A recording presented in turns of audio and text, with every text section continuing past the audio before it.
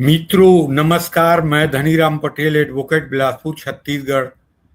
और आज चर्चा करेंगे प्रधानमंत्री मोदी जी के 5 देशों के विदेश यात्रा और उस विदेश यात्रा के राजनीतिक पहलू पे चर्चा ना करके आर्थिक पहलू पे चर्चा करेंगे। भारत को भविष्य में आर्थिक रूप से क्या फायदा होगा। आप जानते हैं कि आज तिजारत की दुनिया है और आज चीन जो दुनिया के दूसरी नंबर की आर्थिक महाशक्ति बन गया है, इसके कारण अमेरिका को चीन के शरणागत होना पड़ा है। इसको अभी आपने ट्रम्प की यात्रा पे देखा है। चर्चा शुरू करने से पहले आप सबसे आग्रह करूंगा कि मेरे चैनल DR पटेल एडवोकेट को सब्सक्राइब करें, लाइक करें, शेयर करें।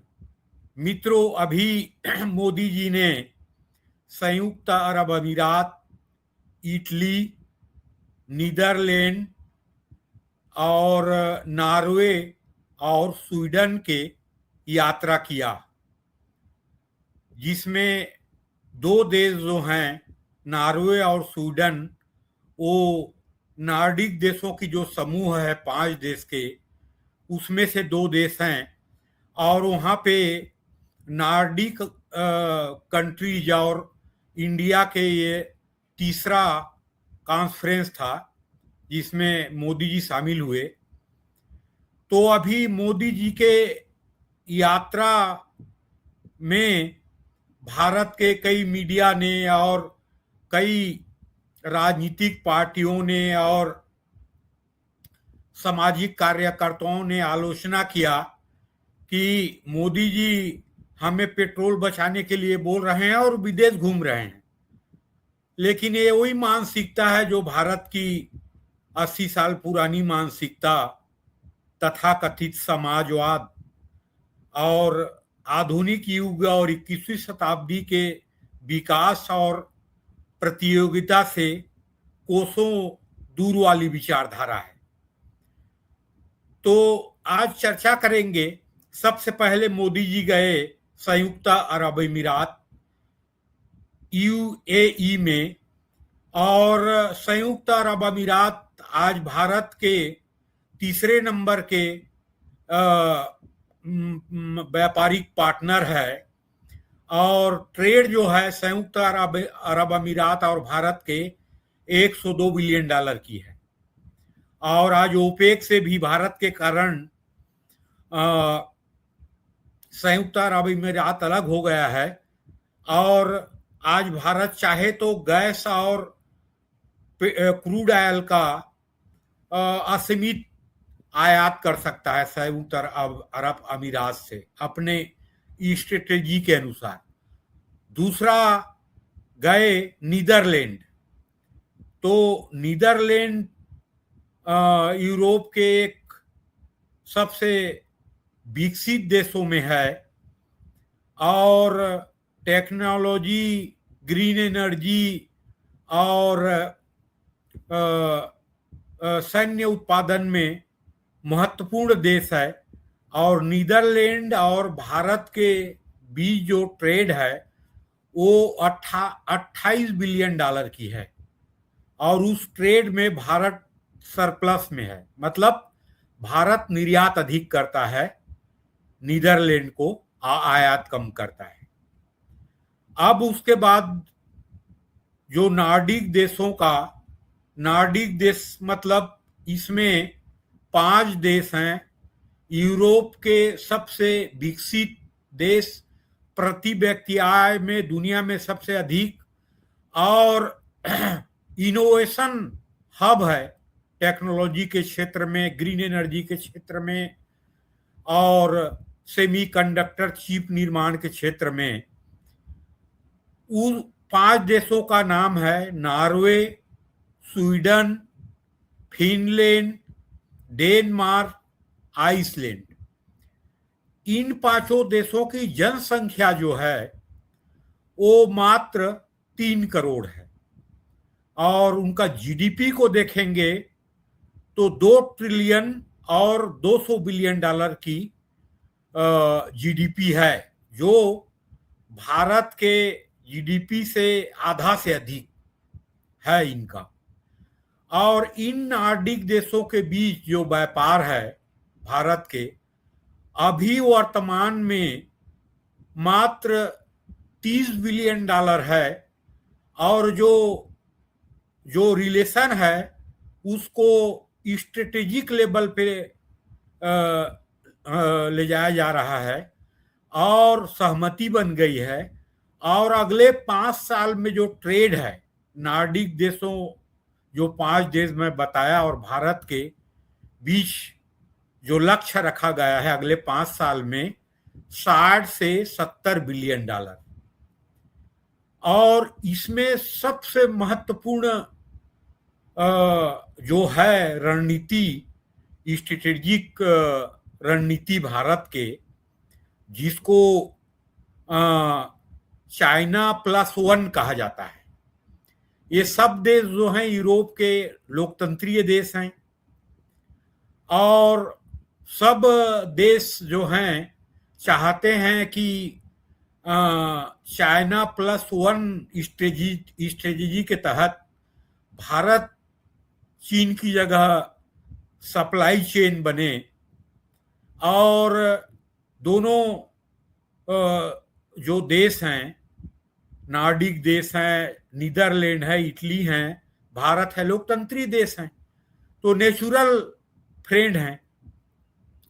और यहाँ पे महत्वपूर्ण स्थिति जो है, नॉर्वे दुनिया के एक महत्वपूर्ण गैस और पेट्रोलियम उत्पादक कंट्री है, और गैस और पेट्रोलियम एक्सपोर्ट से जो रेवेन्यू जनरेट होता है, फॉरेक्स रिजर्व जो जनरेट होता है, उसको वहाँ बजट में नहीं लगा के, विकास में नहीं लगा के, उसको एक फंड बनाया है जिसको सेविंग इन्वेस्टमेंट फंड बोला जाता है। तो सेविंग इन्वेस्टमेंट फंड, जिसमें 2 ट्रिलियन और 200 बिलियन डॉलर लगभग नॉर्वे के सेविंग इन्वेस्टमेंट फंड में है। और उस फंड से पिछले 3 साल में भारत में मात्र नॉर्वे ने 15 बिलियन डॉलर का इन्वेस्टमेंट किया है, और अगले 5 साल में ये जो रिलेशन है उसको स्ट्रेटेजिक लेवल पे ले जाया गया है। तो उसमें अगले 5 साल में सिर्फ नॉर्वे अपने सेविंग इन्वेस्टमेंट फंड से 100 बिलियन डॉलर के इन्वेस्टमेंट कर सकता है।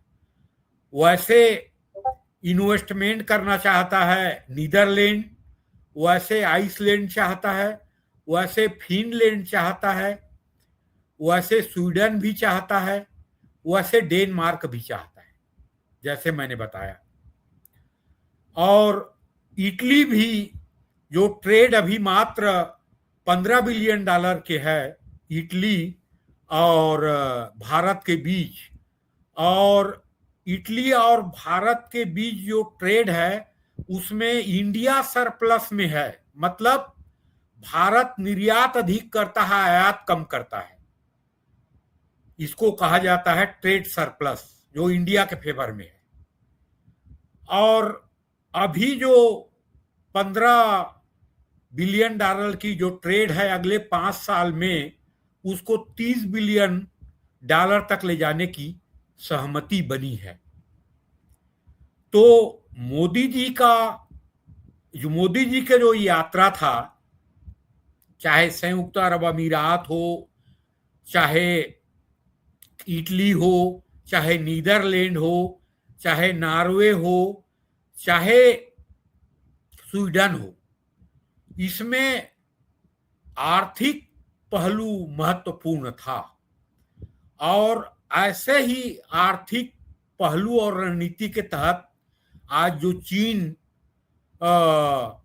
एक विकसित राष्ट्र बन चुका है दुनिया के दूसरी नंबर की आर्थिक महाशक्ति बना है, इसमें मैं इन राष्ट्रों की बताया, ये जो नॉर्डिक कंट्री जो 5 हैं, और नीदरलैंड है, और इटली है, और संयुक्त अरब अमीरात है।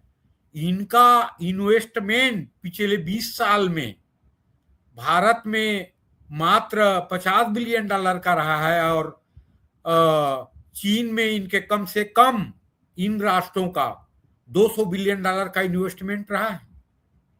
कितनी बड़ी ये भारत के लिए अपॉर्चुनिटी है, लेकिन आज तक इन क्षेत्रों में इनोवेशन, ये ट्रेड के क्षेत्र में इनोवेशन भारत ने जितनी करनी चाहिए था उतना नहीं कर पाया। उसको आज अब कर रहा है और किया जा रहा है।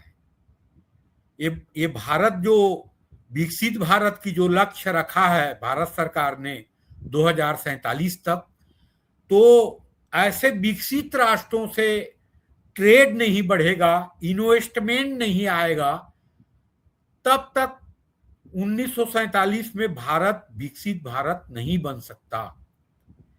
और इन सभी राष्ट्रों को सप्लाई चेन की जरूरत है, और उन्हीं के इन्वेस्टमेंट से मैन्युफैक्चरिंग हब अगर भारत बनना चाहता है तो इन्हीं विकसित राष्ट्रों के इन्वेस्टमेंट से ही, जैसे चीन जो विकसित राष्ट्र बना है उसमें सब यूरोपीय, अमेरिकी और ऑस्ट्रेलिया के इन्वेस्टमेंट से ही वो मैन्युफैक्चरिंग हब बना है। लेकिन आज चीन ने अपना पैरेलल इंडस्ट्री खड़ा कर लिया है कि इन्वेस्टमेंट को आज ना भी हो तो इतना बड़ा मैन्युफैक्चरिंग हब बन चुका है अपना पैरेलल इंडस्ट्री खड़े करके कि चीन को कोई फर्क नहीं पड़ सकता। लेकिन भारत आज जिस स्थिति में है और जिस गति से जो विकास कर रहा है, 7.4% से जो विकास कर रहा है, तो भारत को इन्वेस्टमेंट की सख्त जरूरत है। और ग्रीन एनर्जी और टेक्नोलॉजी इनोवेशन के ये जो नॉर्डिक देश हैं, ये नीदरलैंड हैं, ये हब हैं। आप जानते होंगे फिनलैंड की पॉपुलेशन कितनी है? मात्र 56 लाख। और दुनिया में सबसे पहले जो मोबाइल बनाई जिस कंपनी ने, जो पहले नंबर की कंपनी है, नोकिया, इरिक्सन, ये फिनलैंड और स्वीडन की कंपनी है। आज स्वीडन की जनसंख्या मात्र 1,10,00,000 है, लेकिन एक फाइटर जेट बनाता है स्वीडन। आप लोग आज से 40 साल पहले, 45 साल पहले भारत ने जो बेफोर्स तोप खरीदा था वो कहाँ के था? वो स्वीडन के था। तो हथियार निर्माण क्षेत्र में, आर्म प्रोडक्शन के क्षेत्र में भी स्वीडन, फिनलैंड, ये जो नॉर्डिक कंट्री हैं कितने आगे हैं। इनोवेशन के बारे में मैंने बताया, सेमीकंडक्टर चिप में डेनमार्क हो चाहे नीदरलैंड हो, आज दुनिया के उसके पार्ट्स जो सेमीकंडक्टर पार्ट और सेमीकंडक्टर है वो सप्लाई करता है नीदरलैंड। टॉप कंट्रियों में है, जैसे ताइवान है वैसे नीदरलैंड, डेनमार्क। शिपिंग में, शिपिंग इंडस्ट्री में और मेरीटाइम इकोनॉमी में नॉर्वे, स्वीडन, डेनमार्क टॉप 10 कंट्रियों में है। तो इन कंट्रियों से इन्वेस्टमेंट लाना, ट्रेड को बढ़ाना विकसित भारत के लिए अति आवश्यक है। जो आज से 80 साल की व्यवस्था को समझ लेके चलने वाले मीडिया ग्रुप और ये जो राजनीतिक दल और उनके नेता हैं, ये इनके समझ से परे है या जानबूझ के समझना नहीं चाहते हैं या लोगों को गुमराह करना चाहते हैं, ये अलग मैटर है। लेकिन विकसित भारत बनाने के लिए इन नॉर्डिक देशों से, नीदरलैंड से, इटली से, संयुक्त अरब अमीरात से ट्रेड बढ़ाना अति आवश्यक है, इन्वेस्टमेंट लाना भी अति आवश्यक है, और इसी रणनीति से जो विकासशील भारत है वो विकसित भारत बन सकती है। मित्रों, नमस्कार।